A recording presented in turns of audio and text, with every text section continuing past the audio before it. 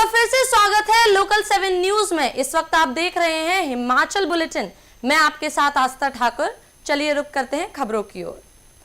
जी हां, खबर शिमला से है, जहां शिमला राम मंदिर कम्युनिटी हॉल में मुस्लिम परिवार के निहार रिसेप्शन को लेकर विवाद गर्मा गया है। विरोध के बीच भाजपा असंख्य मोर्ची और स्थानीय पार्षद ने परिवार को सुरक्षा और सहयोग का भरोसा दिलाया है।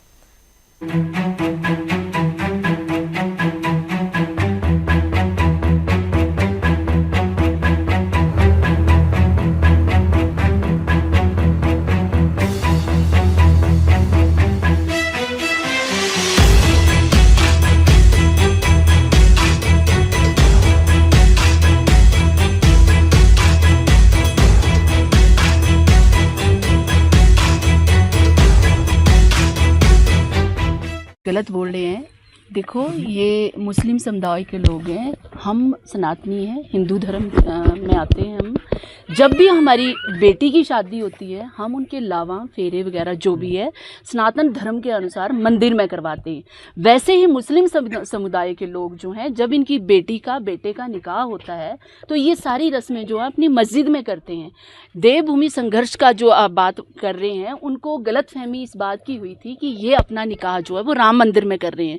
तो इस बात को वहाँ की कमेटी ने जो है वो क्लियर कर दिया है, जो राजीव सूद जी वहाँ के अध्यक्ष है, कि वहाँ पर ये रिसेप्शन दे रहे हैं।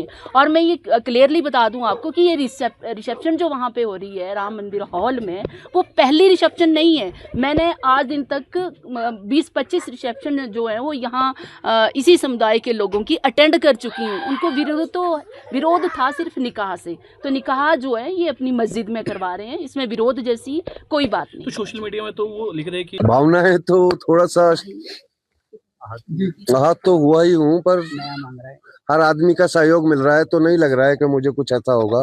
बाकी मैं हिंदू संघर्ष समिति से निवेदन करता हूँ कि मेरी बेटी का शादी शांतिपूर्वक तरीके से होने ने। बाकी प्रशासन ने मुझे आश्वासन दिया है, हिंदू सभा वालों ने की तरफ से कोई ऑब्जेक्शन नहीं है और सभी हिंदू भाई मेरे साथ हैं। तो ऊपर वाले ने चाहा तो ठीक ठाक मेरा प्रोग्राम हो जाएगा।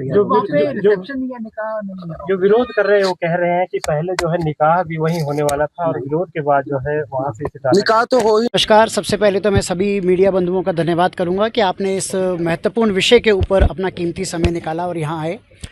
जो हिंदू मुस्लिम का विवाद है, अगर जायज़ है नाजायज़ है, इसके ऊपर देखने के लिए प्रशासन है, पुलिस है, उसको इसका तय करना है कि ये कितना जायज़ है और कितना नाजायज़ है। भारतीय जनता पार्टी अल्पसंख्यक मोर्चा प्रदेश अध्यक्ष होने के नाते मैं आज यहाँ आया हूँ और ये मेरा दायित्व है कि जो पूरा हिमाचल का अल्पसंख्यक है, चाहे वो एक विशेष समुदाय है, चाहे हिंदू हैं, चाहे सिख हैं, चाहे मुस्लिम हैं, चाहे क्रिश्चियन हैं, सबका एक आपसी भाईचारा बना रहे और वो भाईचारा किसी भी गलतफहमी की वजह से टूटे नहीं।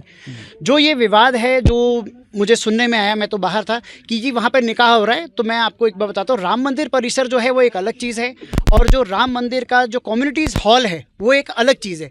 वहाँ पर एक रिसेप्शन दी जा रही है और मुझे लगता है कि वहाँ पे रिसेप्शन दिए जाना कोई गलत बात नहीं है। वहाँ पे किसी भी समुदाय का जो इंसान है वो अपने बहू का, बेटी का, बच्चे का, तो उसको देकर उसको विरोध कर रहा है या प्रोटेस्ट कर रहा है, वो उसका अपना निर्णय है। तो लगा था ज़्यादा तो इसमें लोग अगर देखेंगे तो भाजपा से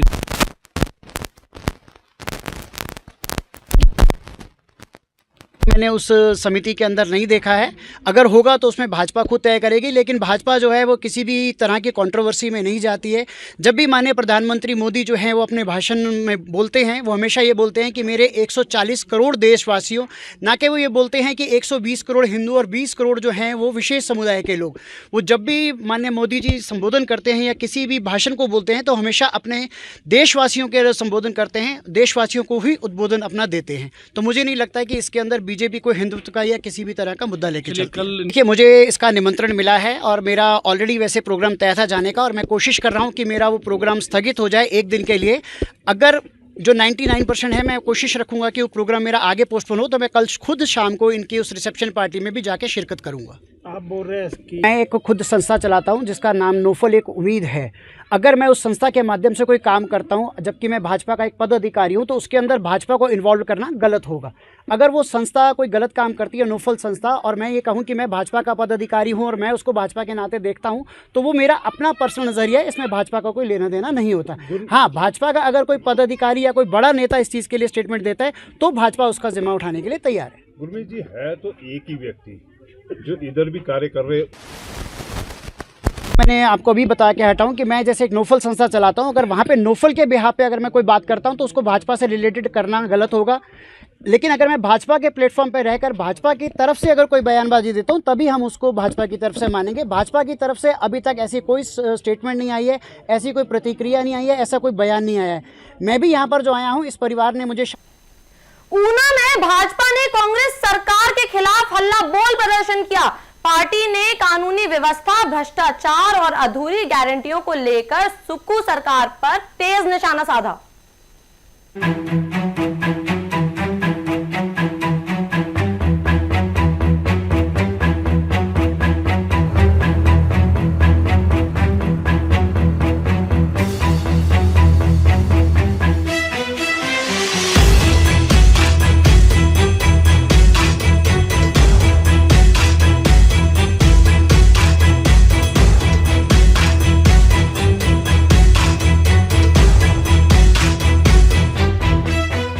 जो कांग्रेस पार्टी की गवर्नमेंट चल रही है, उस गवर्नमेंट के भ्रष्टाचारी शासन के विरोध में और हिमाचल प्रदेश के अंदर जो कानून व्यवस्था बिगड़ी हुई है, हिमाचल प्रदेश के अंदर जो विकास रुक गया है, हिमाचल प्रदेश के अंदर जो वायदे कांग्रेस पार्टी ने चुनाव लड़ते वक्त किए थे, उन 10 गारंटियों के ना पूरा होने के विरोध में ये भारतीय जनता पार्टी ने पूरे प्रदेश के अंदर प्रदेश सरकार विरोधी प्रदर्शनों का आयोजन कर रही है।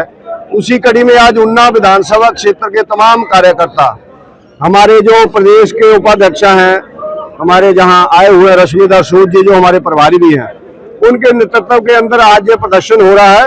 और इस प्रदर्शन के बाद हम माननीय जिलाधीश महोदय को मेमोरेंडम भी देंगे, ताकि सरकार जो गलत काम प्रदेश के अंदर कर रही है, भ्रष्टाचार फैला हुआ है, गुंडागर्दी चल रही है, ऊना के अंदर फरोतियां चल रही हैं, ऊना के अंदर माफियाओं का, गैंगस्टर का जो राज हो गया है, उसके विरोध में जो प्रदर्शन है, तो उसके नाते हम सब लोग आए हैं। इन तमाम कार्यकर्ताओं को मैं धन्यवाद करता हूं और प्रदेश सरकार को हम लोग आग्रह करते हैं कि आप सख्ती से काम लें, विकास करें, बेरोजगार बच्चों को नौकरियां निकालें और जो गारंटियां आपने दी थी उन गारंटियों को पूरा करें। होली उत्सव का आयोजन यहाँ पर किया जा रहा है, इस बार उत्सव वैसे भी विस्तृत किया गया पहले से, क्या कहना चाहेंगे? भाजपा किस तरह देखती है? ये सरकारें उत्सव में बिजी है और बाकी कामों के अंदर इनका कोई ध्यान नहीं है। कभी कोई उत्सव आता है, कभी कोई उत्सव आता है। पूरे प्रदेश के अंदर उत्सवों का ही माहौल है, आप लोग जानते हैं। बाकी जनता के लिए कोई काम नहीं है, तो उसके नाते जो लोग कर रहे हैं उनको सोचना चाहिए कि डिपार्टमेंट्स के अंदर लोगों की तनख्वाहें नहीं मिल रही हैं, लोगों की पेंशनें नहीं मिल रही हैं, हेमकेयर योजना बंद होगी, सहारा योजना बंद होगी, विकास बंद हो गए। क्या हम सब लोग क्या ये उत्सव मनाने के लिए आए हैं या लोगों का भला करने के लिए आए हैं? इसमें मैं सिर्फ इतना ही बोलना चाहता हूँ। ये कांग्रेस के नेताओं को सोचना कि उनको क्या इस समय करना है, क्या नहीं करना है। शिमला में पंजाब नेशनल बैंक के स्थापना दिवस पर रक्तदान शिविर का आयोजन किया गया। सेव लाइफ मिशन के सहयोग से आयोजित कार्यक्रम में रक्तदान महादान का संदेश दिया गया।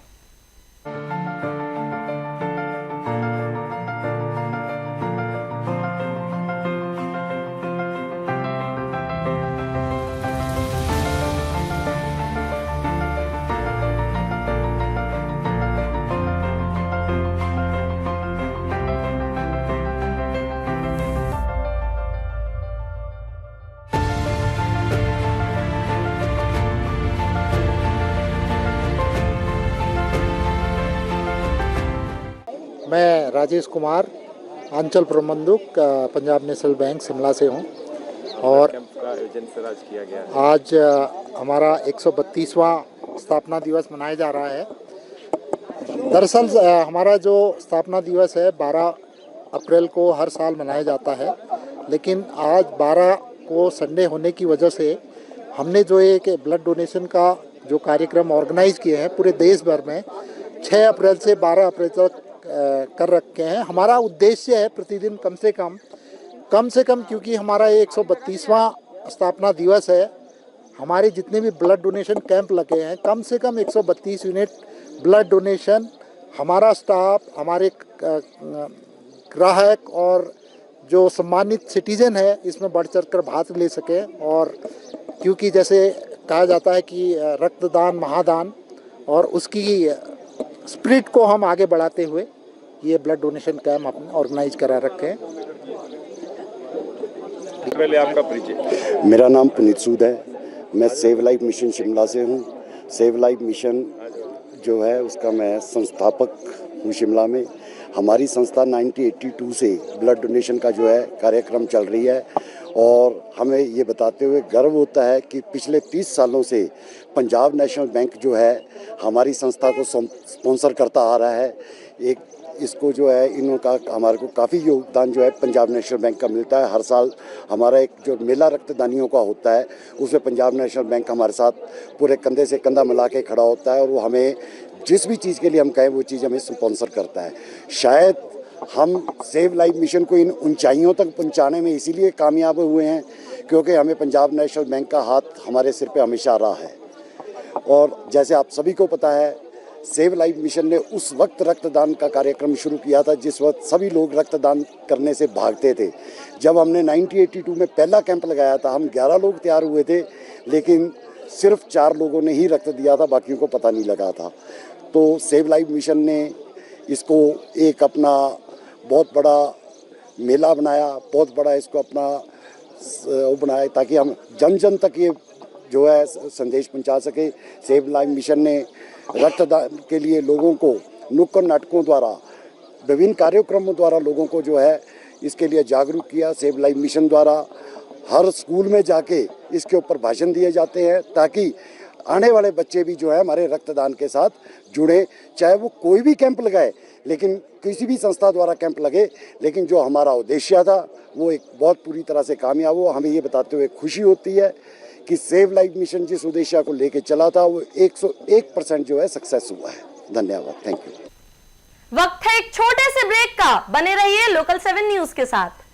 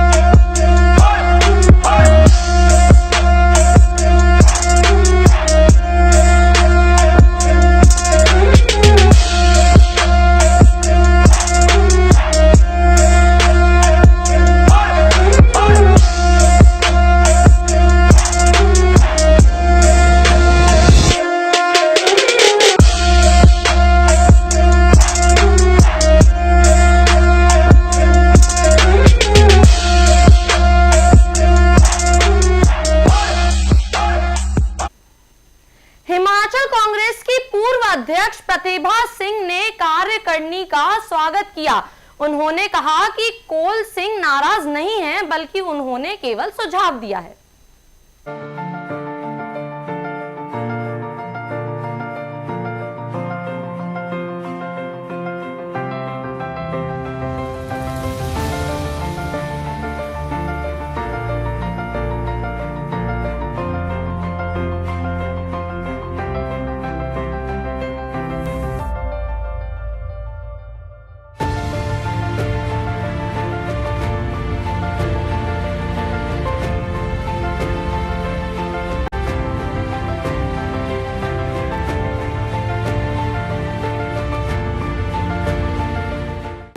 संगठन को, क्योंकि नए चेहरे भी शामिल किए हैं कार्यकाल में? वो तो अब हमने विस्तार करना ही था, बॉडी का विस्तार होना था। हमें थोड़ा विलंब इसमें ज़रूर हुआ है, परंतु हमारे जो प्रभारी है उन्होंने इसमें बहुत मशक्क़त की है और नई बॉडी के गठन में उन्होंने बहुत छानबीन की है। और फिर जो ये नए चेहरे लाए हैं, ये वो चेहरे हैं जिन्होंने पार्टी का बहुत लंबे अरसे तक काम किया है, अपनी सेवाएं पार्टी को दी है, तो आज उनको ये पद दिया गया है जिसकी हमें बहुत बहुत खुशी है। मैम, कुछ बड़े नेता सार्वजनिक मंचों से कह रहे हैं कि उनके ट्रांसफर्स नहीं हो रही हैं, उनके कहने पे सरकार सुन नहीं रही है, 3-3 महीने बाद जो है वो डिमोट हो रहे हैं। That is for the government to see, I can't comment on that. Government is also trying, बहुत प्रेशर है गवर्नमेंट के ऊपर भी, तो थोड़ा विलम्ब कहीं ना कहीं हो जाता है, देरी हो जाती है, उसमें कोई बहुत बड़ी बात नहीं है। But still CM is trying कि सभी को अकोमोडेट करें और सबकी मनपसंद की जगह उनको मिले। सीनियर लीडर्स काफ़ी, जैसे कौल सिंह जी का भी बयान आया, वो काफ़ी नाराज चल रहे हैं कि नाराज़गी की तो भाई कोई बात नहीं है इसमें, नाराज़गी की क्या बात है। He is a senior person, he can give his advice, he can tell us what is wrong and what is right. अगर उनको लगता है कि कुछ ठीक नहीं हो रहा तो उन्होंने अपना भाव व्यक्त किया है, उसमें कोई नाराज़गी की बात नहीं है। शहीद कुलविंदर सिंह मेमोरियल गिरी पावर हाउस हाई स्कूल बंद होने से स्थानीय लोगों में रोष है। भाजपा प्रदेश अध्यक्ष डॉक्टर राजीव बिंदल ने सरकार के खिलाफ विरोध जताया है।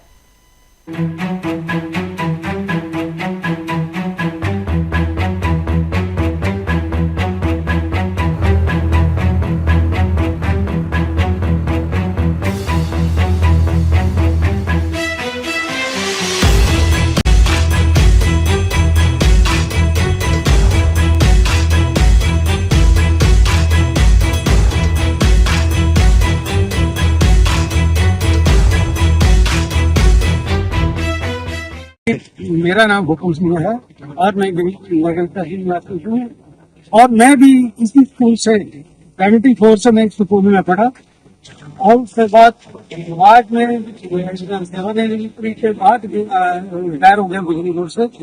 और ये स्कूल अब बंद कर दिया गया है क्योंकि इसमें जो है ये शहीद के नाम से जब स्कूल खुला था तो ये जो है बंद नहीं होना चाहिए था।